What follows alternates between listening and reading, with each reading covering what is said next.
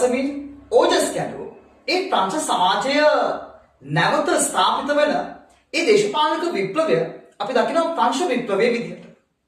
ඒ 1789 දී ප්‍රංශයේ තිබුණු රාජාණ්ඩුව බිඳවට්ටලා තම ජනතාවාදී පාලනයක් ස්ථාපිත වීම. මේ ජනතාවාදී පාලනයක් ස්ථාපිත වෙන්න ප්‍රංශ විප්ලවයේ ඇතිවීමට බලපාපු සාධක ගණනාවක් තියෙනවා.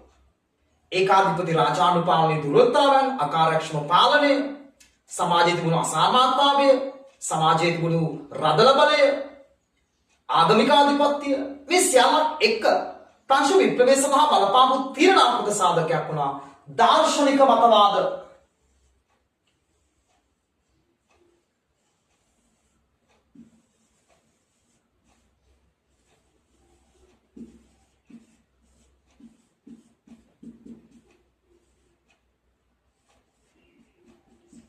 ප්‍රංශයේ මහජනයාගේ තිබුණු මේ මලකාපු මල බැඳුණු ඔළුගෙඩි වෙනස් කරපු ප්‍රධානම සාධකය උනේ මේ තියෙන දාර්ශනික මතවාද. ජීන්-ජැක් රූසෝ ඔහු සමාජ විප්ලවවාදී පමණක් නොව අධ්‍යාපනය සම්බන්ධවත් විප්ලවීය වෙනසක් කළ පුද්ගලයෙක්. ඔහු පෙන්වා දෙනවා තමගේ සමාජ සමුතිය කියන කෘතිය තුළ මේ සමාජය තුළ තිබුණු පරමාධිපත්‍යය, සමාජය තුළ තිබිය යුතු සමානාත්මතාවය සහ මේ මහජනතාවට ලැබිය යුතු බලය පිළිබඳව.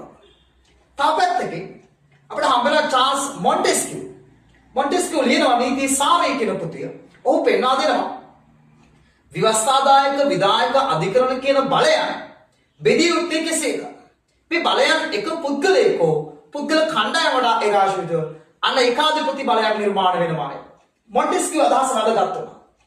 ඒත් එක්කම වෝල්ටෙයා ප්‍රංශයේ මේ වෙද්දී තිබුණේ කතෝලික ආධිපත්‍යයත් එක්ක පල්ලියත් එක්ක බැඳුණු අධික ආධිපත්‍යයක්. මේ ආගමික ආධිපත්‍යයේ බිඳවට්ටමින් නිදහසේ අදහස් ප්‍රකාශ කිරීම සහ ඔහු පෙන්වා දෙන වැදගත් අදහසක් වුණා කතෝලික සභාව සහ රාජ්‍ය වෙන්වීම යුතුය. ප්‍රංශයේ තිබුණු මේ මල බැඳුණු ඔළුගෙඩි වෙනස් කරන්න බලපාපු තීරණාත්මක සාධකය වුණා මේ කියන දාර්ශනික මතවාද.